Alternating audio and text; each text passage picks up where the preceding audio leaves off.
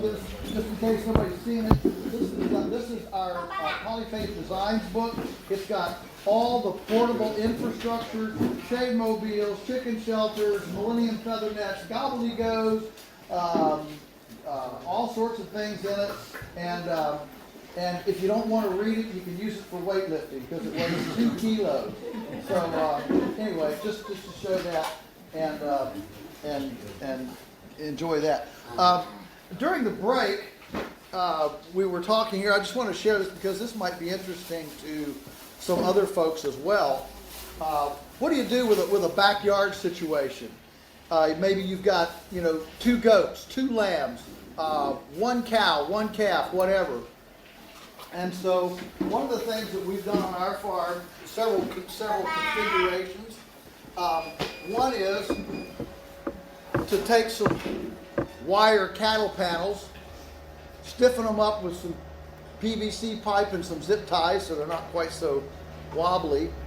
And you can make a triangle and you can put 3 or 4 goats or sheep or something in here. And with making a triangle like this, every day you just tip it to one corner and you can move it right, left, in a circle, however you want to do. But are you with me? You're pivoting it on a corner and you can move it very, very easily around in your yard or whatever. Another one is that you can take the same kind of cattle panel material, put it in a circle, and you can move it like a barrel around a place. Another one that we've done is make 4 gates, hinge all the corners, and then you can just pick up one side and parallelogram it, walk around, pick up the other side, parallelogram it, and in about 2 times back and forth, you've moved that square up to another spot. So these are miniature micro control mechanisms in a backyard situation to be able to get the level of control I'm talking about. When you're so small that electric fence and stuff is almost overkill. Here's why: because an animal gets psychologically stressed if they stay close to electric fence all the time. An animal doesn't want to be generally closer than about a meter to electric fence, especially if they're in a herd or a flock, because they know there might be some bully come up next to them, butt them into the fence. So they want to stay 3 feet away. Well, in a very small micro situation, you can't 3 feet over here, 3 feet over here, that's meters, I'm sorry. 1 meter here, 1 meter here. Suddenly, you've only got 2 meters of stress-free, you're just not getting good. So physical structures like this actually work better in a micro situation. And yes? Yeah, just a different question.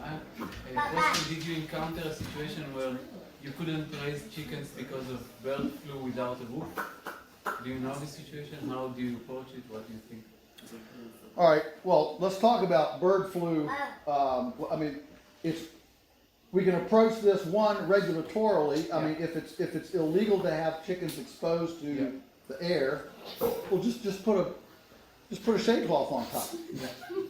And then now they're enclosed chickens. Our field shelters, you can see them in there. Our field shelters for our broilers, our position is those are enclosed chickens, and they are. Yeah. Now they're on pasture. But not they get a new section of pasture every day, but they're totally enclosed. But not with electric fence like you do it like. Right. Those are not. Those are not. But we don't face a regulation, at least now, that they can't be exposed to an outdoor bird. So let's talk about, one is regulatory, the other is, as a practical matter, how do we protect our flock from high-path avian influenza? We do it by having a good immune system. How do you have a good immune system? Well, you create a habitat that allows the chicken to fully express its chickenness, which means it's not in a confinement house. It is actually gets fresh air, sunshine, grass, exercise, da da da da da. And I mean, Great Britain did a fascinating study back. You might remember when high-path avian influenza hit Cambodia, Vietnam, and it came across and knocked on the door of. It got as far as I think Germany back in what was it, 2006 or 7, something like that. Great Britain did a study and they found that if a chicken gets 2 fresh blades of grass a day, they're immune to high-path avian influenza. Wow. Now, you would think that the industry would say, wow, cool, you know, stop the presses, let's change our protocol, right? No, of course, they say, oh, you know, it's impossible to do, and and all that kind of thing. So, the other thing that I'll just, is this interesting to everybody? You've got a tiny... That's the biggest issue, is getting land in this country. Sure. We can't Sure. So you start with, you know, with half a dunum. If you're lucky. Okay. All right. So let's go even smaller. Okay?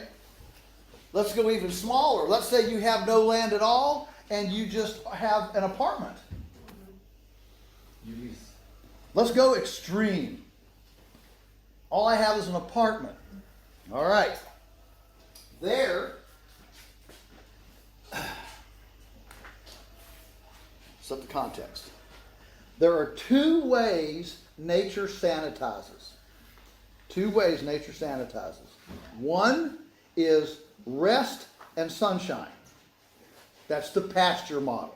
That's what we've talked about here. You're moving and you're resting. Sunshine comes in, cleans, okay, and the area rests from its host, okay, to break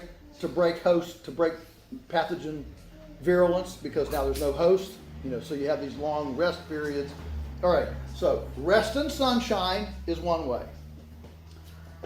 The other way is vibrant decomposition. If you have vibrant decomposition, you get sanitation and hygiene. The most extreme example is compost. Okay? You can dump antibiotics into a compost pile and the microbes will break them down. You can even put, to an extent, you can put glyphosate. You can put pesticides in a compost pile, and there are microbes, there are fungi and molds that will eat pesticides and herbicides and break them down. That's the double speak of the chemical companies when they say, oh, it breaks down in the soil. It only breaks down in soil with active decomposition processes. So if your soil is lacking in organic matter, lacking in decomposition, it doesn't break down. Everybody follow? All right. So, if it's rest and sunshine or vibrant decomposition, and we don't have any space and we want 3 or 4 chickens for the family table and to eat all of our kitchen scraps and to make us more food self-sufficient, how do we do that if we don't have any land at all? Or we just have a back porch? Okay, so imagine a box. Okay? And this thing is, this is 1 meter. 1 meter tall. Okay? And you put 8 you put half a meter of carbon in it. Ground up palm fronds, shredded vineyard prunings, wood chips, sawdust, shavings from a woodworking shop, carbon, cotton seed hulls. Okay? Carbon. All right? This is what we call a carbonaceous diaper. A carbonaceous diaper. What that's going to do is absorb all of that nitrogen manure, and you're essentially creating a compost pile. See, here's the thing. If I said, we're going to build a compost pile today, let's go out here and build a compost pile. But we don't have much material. We're just going to make one. We're going to make a really little compost pile. We're going to make it 20 centimeters by 20 centimeters by 20 centimeters. What would you say? It won't work. It won't work. Why won't it work? Generating heat. There's not any heat. Why isn't there any heat?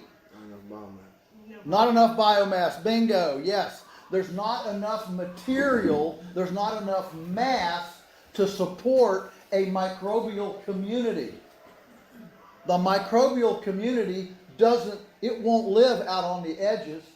When I have children and do children's tours at the farm, I like to explain to them, you see, all those beings in that compost pile, they need to build roads and schools and libraries and soccer stadiums, and they can't do that in a little space. They need a big space. And so compost needs to be at least a meter by a meter by a meter, is the smallest size you can have to have a core big enough with enough biomass to support a core microbial community. Are you with me? Okay, so I'm belaboring the point because people everywhere, when they house animals, they don't give them enough carbon to have a decomposing bedding. And what you have then is a smelly, dirty, toxic bed. Which is why everybody races on concrete now. Right. Which concrete is certainly not clean either, because there's no decomposition on concrete. Right. Okay? Concrete is the worst thing because there's no decomposition whatsoever.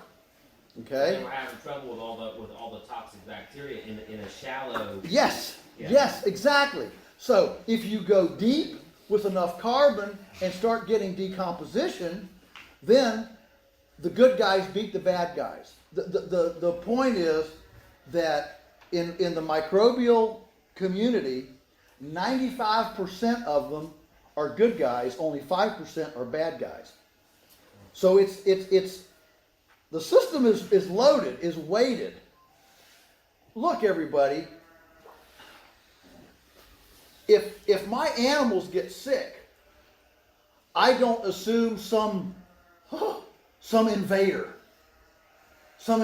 came, or fairies came across and we're going to drop a virus on Joel's farm today, and poof, we suddenly have sick animals, all right? And we don't assume that our sickness is because we didn't use the right vaccine, or because we didn't use the right antibiotic, or the right this or that or the other. We don't assume that wellness comes out of a tablet or a syringe. Nature's default position is wellness. And if it's sick, what did I do to break the wellness barrier? Okay?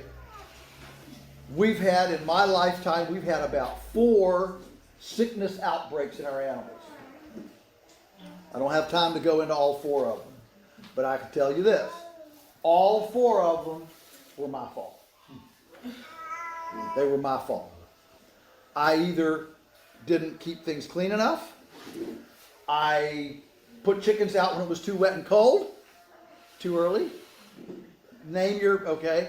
I put calves where they turned into prickle bushes with anaerobic puncture wounds. I mean, every one of them was my fault. And so I think that we learn a lot more about our farms, our husbandry practices, if my first reaction to a sickness, to an illness, is what did I do, then what concoction did I not use? Everybody with me? So that's my paradigm. That's my bias here. Okay, and I think nature supports it. So in an extreme confined situation, this carbonaceous diaper is essentially putting the animals on a compost pile, and you need depth. You can't do this with 10 centimeters. Won't work. There's not enough there. You can't do it with newspapers underneath. You can't do it with some paper bags underneath. You can't do it on a mesh floor. They need that decomposition. Then over the top, so imagine your box here, and then over top of this, you can do this however you want to, but here are you don't want me to be your Pictionary partner, okay? I can't draw a stick man, so I'm going to make really weird looking chickens. Here are the chickens. We've got 3 chickens in there. And what happens is, we feed those chickens kitchen scraps. We give them, we go out and clip a little bit of lawn. If you've got a fruit tree outside, you throw in some sticks and you let this build. And you start here, and then in 3 months, you might have to add a little bit of carbon, some wood shavings or some sawdust or wood chips. You add some more. And in a year, and this box, by the way, is only a meter, 1 meter by 1 meter. And you've got 3 chickens in it. Okay? If you want 4, you probably ought to go on out to a meter and a half. This doesn't have to be big. My point is, how many people have a dog kennel, an aquarium, a terrarium, an entertainment center? Bigger than this. Okay? And if you put this carbonaceous diaper in here, those chickens will churn it. It'll start growing bugs and worms. Add a little bit of soil to it as an inoculant. And it won't smell, because the carbon, if you smell manure, this is a rule of thumb for every farm, no matter how big or how small. If you smell manure, you're smelling mismanagement.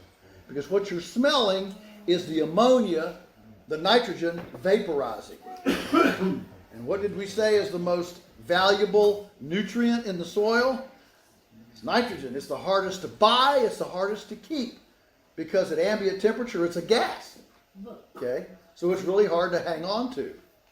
And so by holding this in carbon suspension, see, carbon wants to grab everything. That's why we have carbon water filters. If you're familiar with chelation therapy, okay, for people with heart issues, hardening of the arteries, things like that. Hook up, you do chelation therapy. It's like a carbon, a carbon rotor-rooter through your veins. All right, this carbon thing's a big deal, and so this is a way to have them. So I'm not always a believer in having the chickens in a yard if your yard is so small that doing them on pasture, in your yard means that the children are tromping chicken poo in the house every day, that's not good. It's not good for you. So go to a system like this that's static with a deep carbon bedding base, and you're up and running. And once a year, you clean it out. Chickens don't need Take space. it all out? You would take it all out? No, I would always leave a little bit in as an inoculant for the next time. Yeah. But don't chickens need room to roam and brood and live? Is it humane to keep them in a box like that? Absolutely, because they're going to have worms to dig for. They're going to see all sorts of things, and they're just going to be as happy as can be. And you can still have the eggs. They don't need any space for brooding or anything for like nesting. No, I mean you might want to put a little roost up here. You'll put your nest box here in the side. I mean, I'm not going to go into every little detail, but what I'm trying to get at is this carbonaceous diaper allows you to have them in a space the size of this table, all right, or maybe double the size of this table. You could have easily, take this table, put this table with it, double those two, and you can have 4 chickens in there. They'll be as happy as can be, lay you 3 eggs a day, eat all your kitchen scraps. Now there's no garbage. Now you have eggs, and you can do that in a corner of your apartment. Incredible. Okay, with no smell. And you'll be the favorite child magnet in the entire neighborhood. I am. Because all the kids are going to want to come and watch the chickens. That's Okay. one thing that's missing. How much? All right. How much carbon? It's a half a meter? Is it a half or? Yeah, I'm saying you should start with half a meter Okay. to give it enough depth. And I mean, you're not going to have to add carbon. I mean, if you did this like I'm suggesting here with 2 tables and half a meter, and about as high as this table worth of, okay. So your top is up here, all right. And this is I've got this thing set up so that this is the chickens, and then you put another box on top. I know you guys don't eat rabbits, but in my design, I've got rabbits up on top. Well, the And rabbits- so now you have a stackable rabbits. The rabbit manure goes down to the chickens. The chickens then scratch the compost, and the whole thing works. And you've got all of your eggs, and now with the rabbits, all of your meat in your own apartment without any smell. Okay. So I know the jury's out on rabbits, so I'm not going to push rabbit on anybody. But there are people that argue all the time whether a rabbit chews its cud because it pulls stuff in and chews cud. So anyway, it's a weird thing. Okay, I just wanted to get that out of the way. All right. Are there any burning questions? I've got 2 things I want to talk about till we're done quickly. But are there questions? Yes. Yeah, I'm really happy you mentioned about the smell because we're having issues with the smell now by our. So if you're the goal is to build up let's say if you have I'm imagining some place smaller, easier to build up that carbon. But if it's the same thing, you'd still be wanting to do the same. That would be the goal. Yes. John Moody in Kentucky has actually written a book on what's the title? Build 6 inches of soil in 1 year. What was his name? I think the title is Build 6 inches of soil in 1 year. And he's the ultimate homesteader, and he's small. Has just a backyard basically. But what he's come up with is he has his chickens, because he's got 30 or 40 chickens, okay? He's got, 6 kids, big family, and they're all teenagers, so they're eating out of the wazoo. Okay, yeah, and so what he does is he has essentially a coop,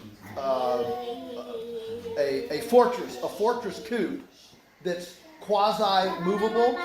So a couple people can pick it up and move it.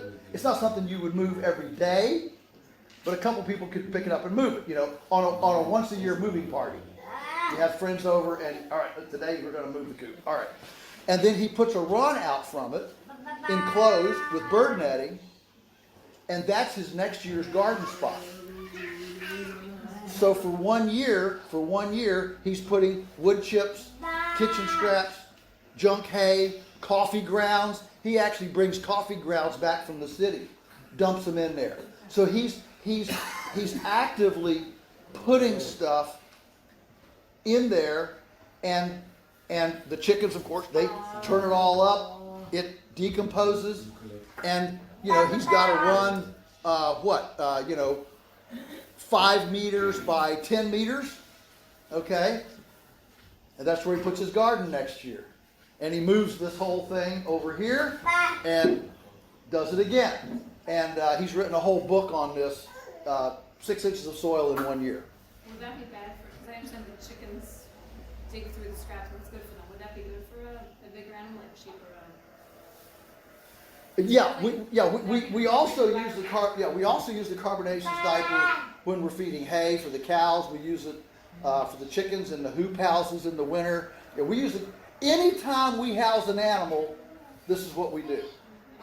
And so we build all of our structures, even for the cows. We build it so we can go more than 1 meter deep, 1.5 meters deep with this carbonaceous diaper. So during the hay feeding, the cows, they just keep going up, and so the hay feeders are either vertically movable, we can winch them up and down, or they're feeders that we just move around, and it just gets deeper and deeper. We add corn to it. The corn ferments in there because the heavy cows are tromping out the oxygen, making it anaerobic. The corn ferments, the cows come out, we put pigs in. Pigs aerate and convert the whole thing from anaerobic to aerobic compost. That goes out. That is our heart and soul of our fertility program. How do you spell the compost? So we're thankful that we're Gentiles and we can eat pork because we eat pork. We have Russians here, it's okay. We have Russians. Good. The Russians will eat our pork. And the beauty of pigs churning the compost is that the pigs do this, no machinery, no petroleum. You don't have to steer them. They don't need their oil changed. And you buy them for $100 and sell them for $2,000. That's the way I like to buy machinery. There's no depreciation. So when you're using equipment that appreciates, it gets you off the treadmill of having to scale to recapitalize the infrastructure that rots, rusts, and depreciates. Is there an animal that comes second to a pig for this amazing ability to turn The only one I know is the chicken, but the chicken's not very strong. So the chicken's like a little, scratcher, and the pig can, we've got pigs that can dig 3 feet deep. I haven't found one that'll go 4 feet. It's too deep. But big ones will go 3 feet deep. That's a working, they work, you can ride on their noses and they'll take you for a ride. They're strong, they've got a real low center of gravity and they're really strong. So I would encourage you to use them. Don't eat them, but you can use them. We have and sell plenty them to of the wild boar Russians. here. Excuse There's me? plenty of wild boar here. They do We'll the play a same wild thing. boar. There you go. Okay, go trap one and yeah. Well, like on more like on a large scale, let's say you have access to land. With a large scale like this, you see how many rocks we have. Yes. How do you get over that? Do you need to just use heavy equipment, clear the big rocks, and kind of get a more of a smooth foundation? How would you go about that? Yeah. So how do you get over the rocks? Well, you walk very carefully. and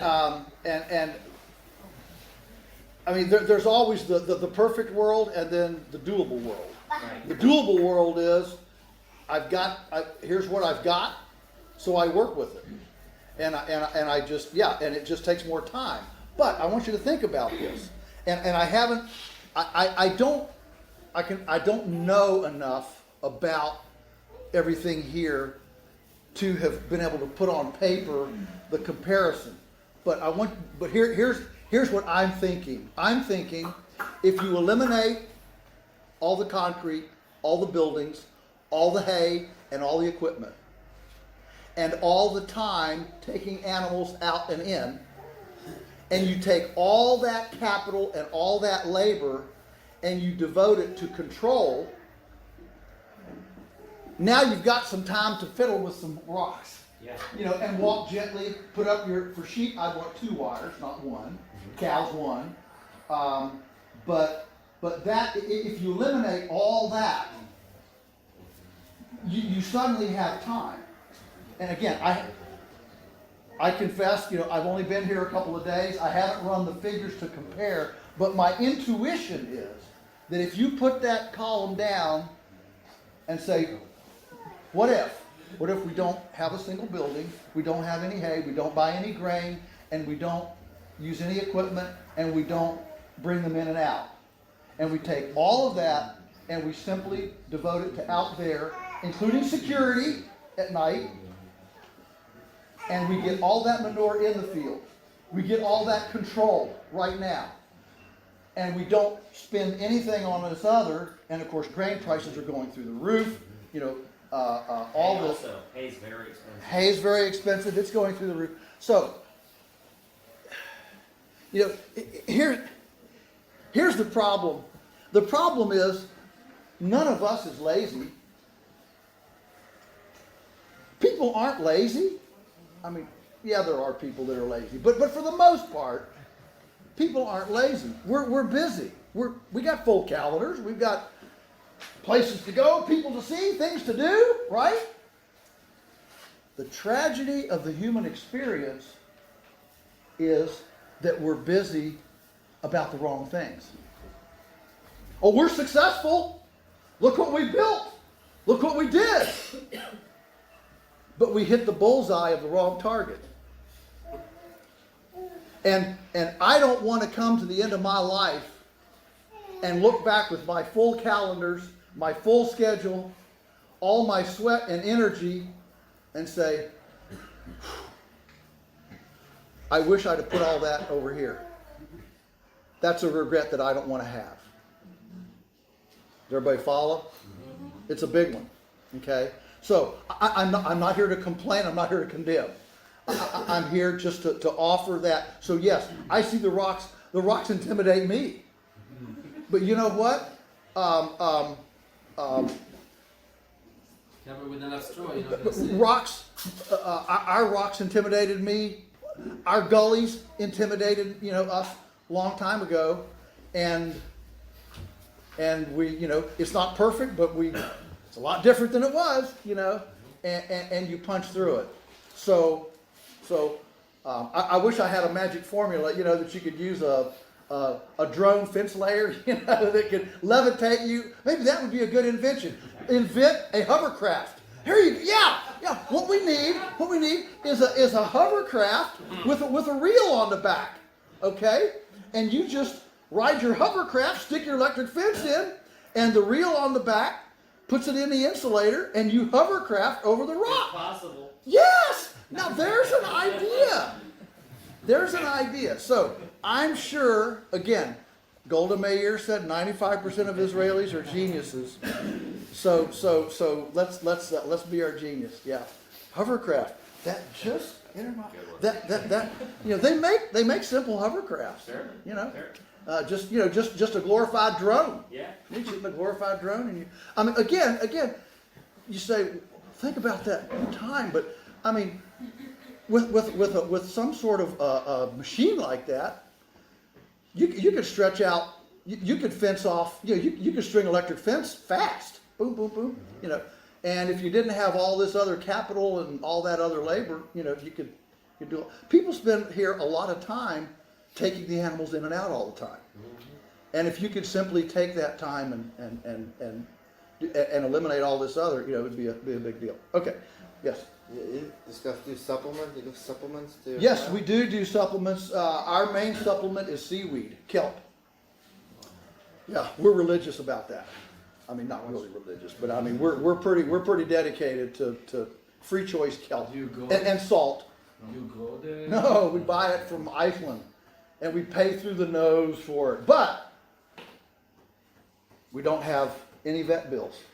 Remember, we have thousands of animals. We have over 1,000 head of cattle, and we literally use no medication and no veterinarian for years.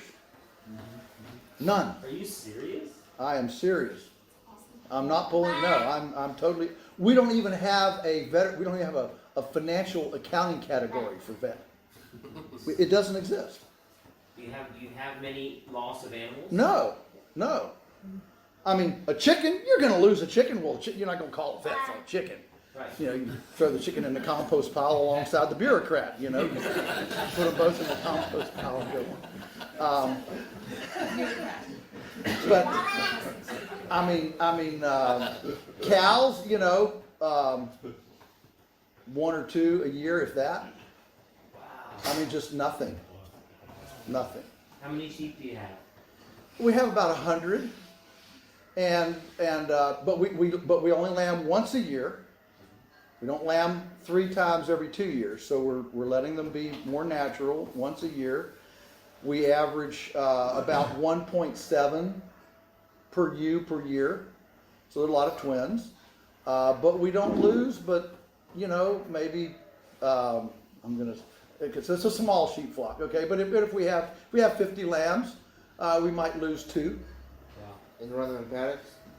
Yes, yeah, they're actually in the poultry netting, and we move them, you know, every couple days with the netting. All right, two things before we're done. One is that as I've been here now, I'm realizing the real need that I'm going to address the commercial farmers here right now. One of the things that and I know many of you would like to be if you could. Okay, so just take all this. Is we desperately need more income on our farms. There's 3 ways to increase profit. 3 ways to increase profit. One is to increase your price. The second is to decrease your expenses. And the third is to increase turnover. Scale, assuming you have a positive margin. Okay? If you have a negative margin, you don't want to increase scale. It's like our local auctioneer guy. You know, he's a cow trader. He buys and sells cattle, and he complains, I'm losing money on every calf I buy and sell. I said, well, Joe, what's the answer? Oh, I guess I just have to buy more of them. Yeah. If you're not making a positive margin, don't increase your volume. You know? That's just like digging your hole faster and deeper. But those are the 3 ways. All right, and so what I'm seeing here, which is very much like the U.S. as well, is there is too much single species farming and not enough stacking enterprises on an existing land base. Diversity of products. And so, for example, let me tell you about a vineyard that I was on in New Mexico. Now this is a 150 mil rainfall area. This is desert, okay? But this place in Arizona, I was on, it was 48 dunam. All right, so this is not big. It's 12 acres.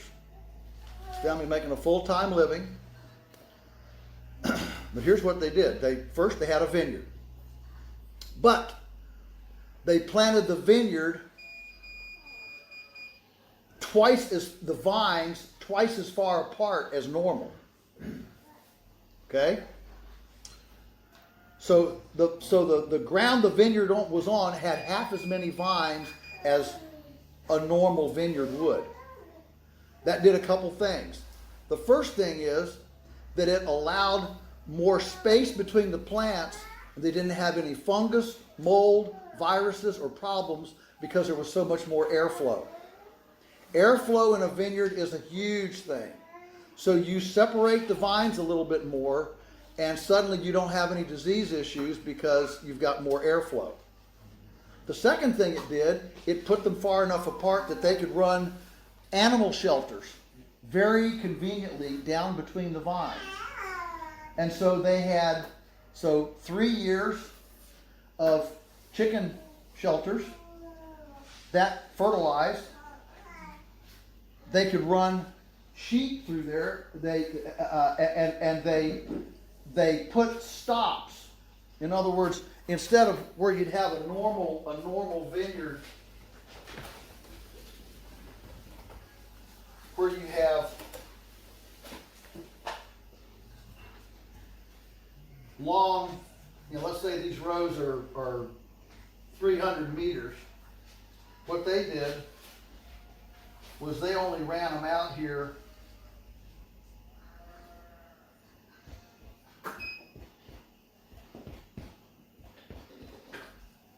so they ran them out here in 50-meter segments so that they could put chickens, sheep with their netting. Okay? So imagine you're running sheep, you're running chickens, you're mowing, you're fertilizing, and here's the cool thing, the vineyard is shading the sheep and the chickens and the turkeys. One of the most beautiful asparagus patches I ever saw was in Vermont. And these folks were growing 4 dunam of asparagus. That's a lot of asparagus. Do you eat asparagus here? Yeah. Yeah, okay, good. It's wild here. Okay, well they were growing this. But asparagus, because it's a perennial, it's really hard to keep it weeded because it's a perennial. Okay? And so what they did, asparagus comes up real early, so they're picking it. They bought turkeys. And right about the time the weeds and grass and stuff started to be a problem, the turkeys were big enough to turn out in the 4 dunam asparagus patch. But the turkeys, being small, didn't mess with the spears, but they ate the grass. Turkeys eat 4 times as much grass as chickens. They eat a lot of grass. Okay? Well, by the time the asparagus was let go, now the turkeys are bigger, the grass is growing heavier, turkeys are eating it down, and then of course the asparagus fronds grow up, and the turkeys, and of course then it gets real stiff and the turkeys don't bother it at all, and they completely kept all the weeds and grass from underneath. I was there right at the end of the season when asparagus patches usually look pretty ragged, and it was pristine. The turkey manure side dressed the asparagus, made the asparagus grow really well. The asparagus shaded the turkeys weeded the asparagus, and the turkeys were ready to harvest right when the grass quit growing in the fall when it got too cold, and so it didn't grow anymore until next spring when the asparagus started again. It was a beautiful system, okay? So those are the things that you can do here, and what they did in here is at the end of each of these rows, they had an open canopy tree growing, pecan, English walnut, to get yet another tier above the vineyard, above the grapes. And then every 3rd year, they would go in. Well, why was that important to have a 3rd tier over the vineyards? Usually you want them to have the sun. Yeah, well, just to get another level of growth. And if you have them only on these ends, they actually don't shade very much. Especially like a pecan tree. Yeah, especially an open canopy, like a pecan, English walnut, something that, you wouldn't want to put a dense canopy, like a hickory. No, probably not an apple, okay, but a real open canopy tree, okay? And then, every 3rd year, they planted vegetables, and 4th year, they planted garlic. So garlic doesn't need much fertility. Vegetables need a lot of fertility.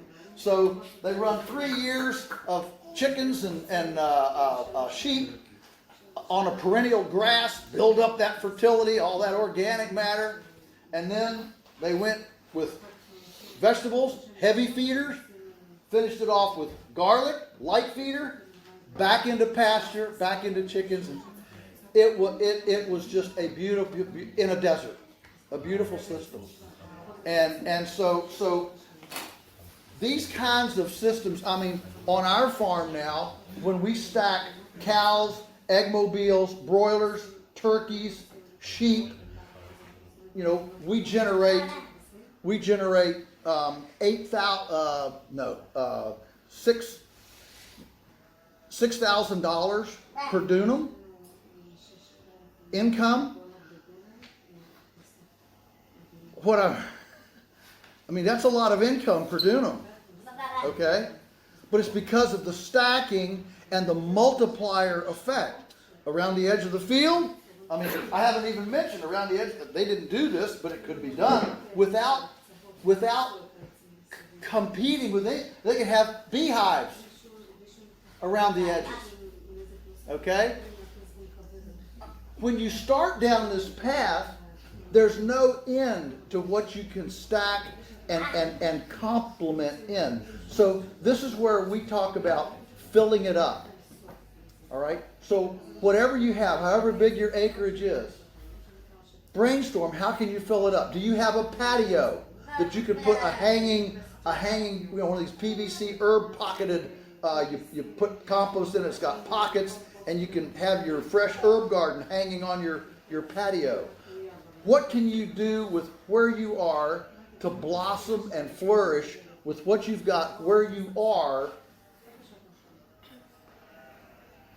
to fill up where you are? Because typically what we find is things open up to people who have proved themselves faithful. When you prove yourself faithful, opportunities simply start to show up. Some of it is maybe because you know more, so you see more potential that maybe somebody else doesn't see. But also, other people see potential in you that you haven't seen.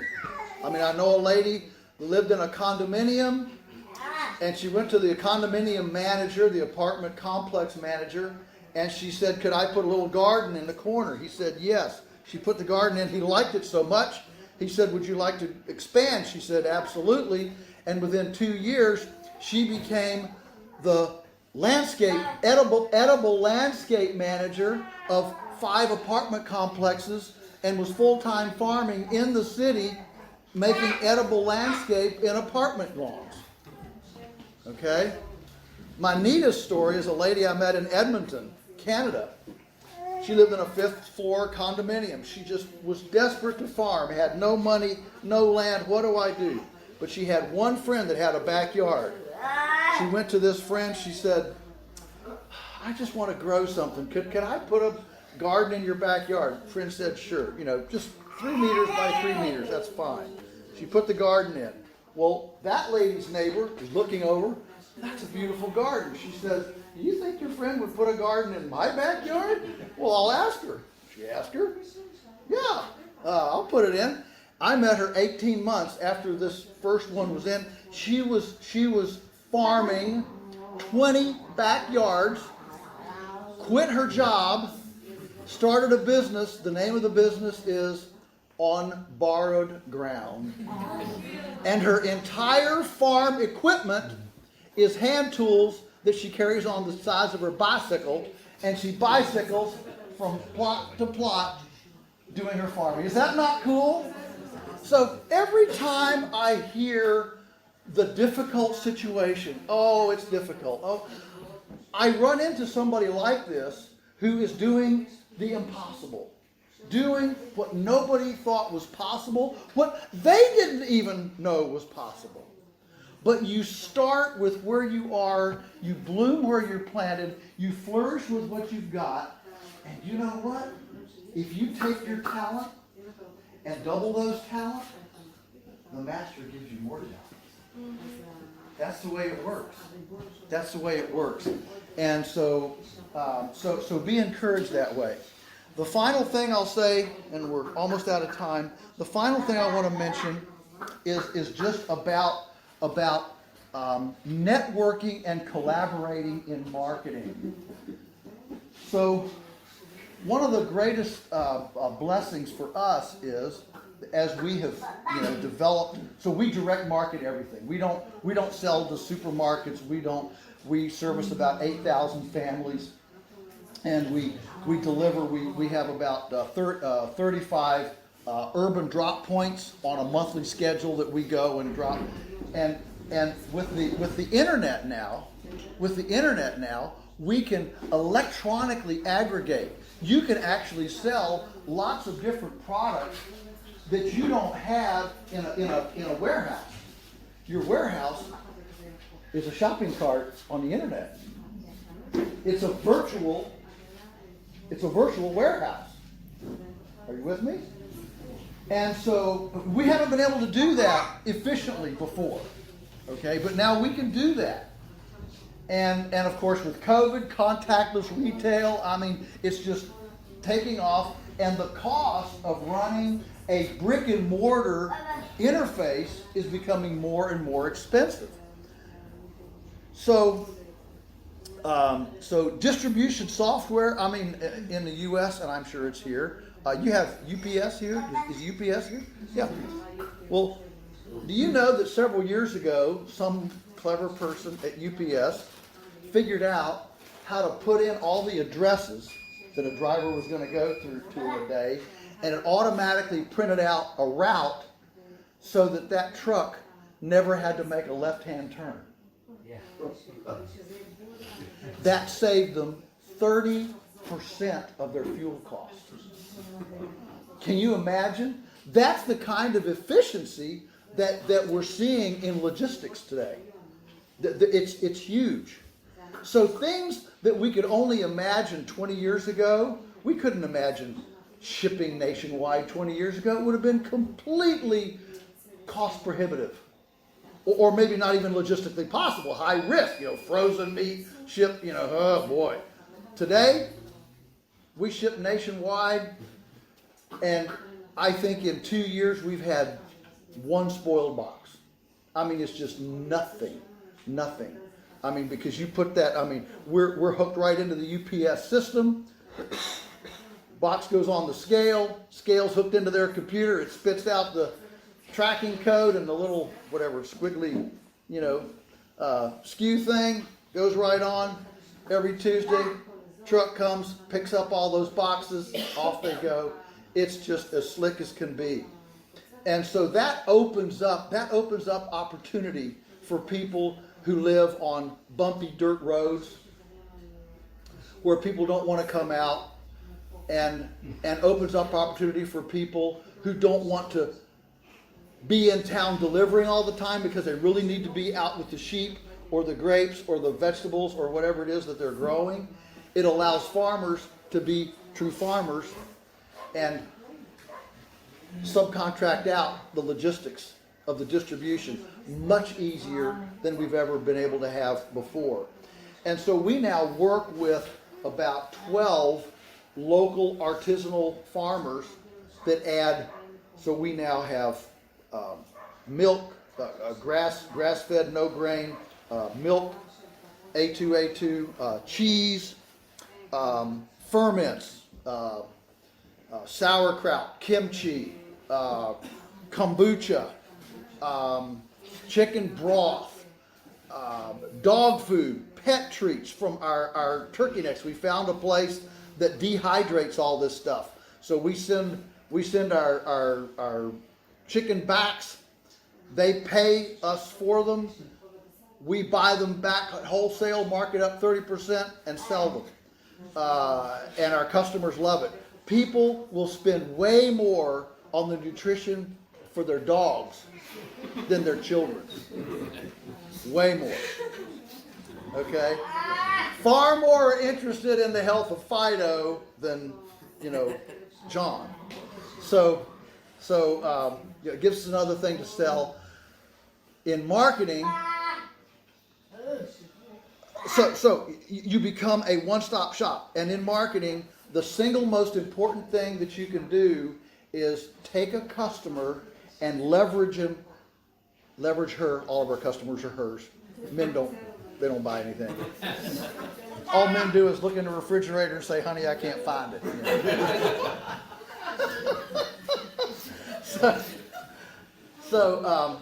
So our customers they enjoy the one-stop shop. And if they're happy with your lamb, they're quick to ask, well, do you have beef? Do you have squash? Do you have watermelon?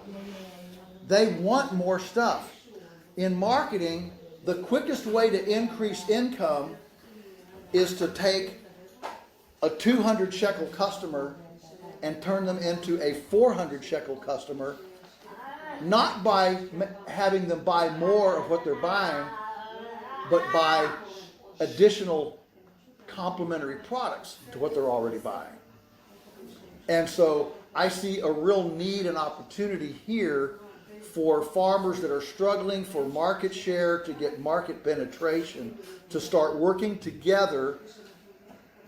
What do you want to raise? Well, here's what I can raise. Well, what can you raise? What can I, and work together, including somebody that is maybe doesn't actually want to farm but do culinary. Somebody who will take raw product and value add it to a stew, to a meat pie, are you with me? And these complementary collaborative arrangements float everybody's boat a little bit higher, and all of those things then actually bring more income to the farm, which then brings more people to the farm. And if there's one thing that all of our farms lack, it is people. We need people on our farms, more people on our farms. And we can't do it if we're not generating more income. And so at this stage of my life, there's now 25 of us that live on our farm. And at this stage of my life, when most farmers are empty nesters and the kids are gone and their days are even lonelier than they've ever been, I'm blessed with this team of young people that I can leverage my experience and wisdom on. That's the way tribes historically generated wealth. Historically, tribes generated wealth not by seeing how old Grandpa could continue getting on and off the tractor and doing things, but rather leveraging Grandpa's wisdom. Let's see, I remember that blizzard of '59. Let's see, them sheep went up the holler, and they found a warm spot up there on the backside of that hill, Now, the young people take the sheep up there. Grandpa sits about 5. Okay? But that's the way wealth was generated over the centuries. And so we need farms to be multi-generational, and we need multi-enterprise and the income to finance that successional, attractive, people-centric, relationally centric package. Ultimately, that package is as valuable as the monetary package, because without the relationship and the people factor, the money never happens. It's like the chicken, which comes first. Well, they kind of have to work together.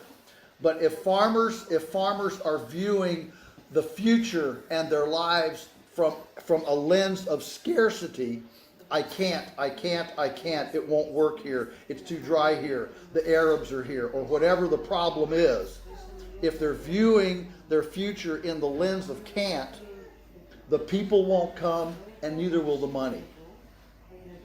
And so at some point we have to switch that over and realize the opportunity is there. Flourishing is reachable. And talk in faith, not in frustration.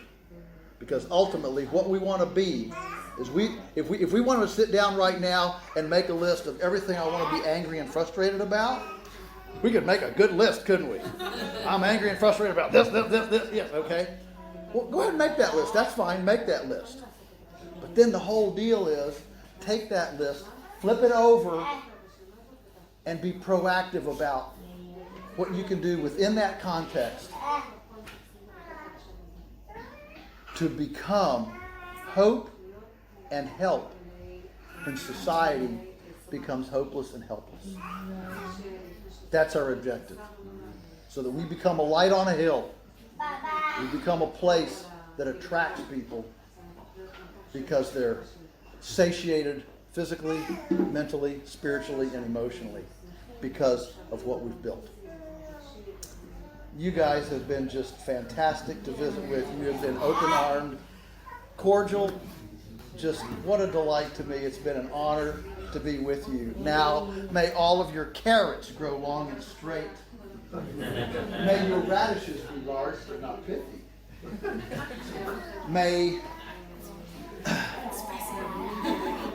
May tomato blossom end rot affect your chemical neighbors. May the foxes be struck blind at your pastured chickens. May all of your culinary experiments be delectably palatable. May the rain fall gently on your fields, the wind be always at your back, your children rise and call you blessed. May we all make our nest a better place than we inherited. God bless you. Thank you for letting me share with you.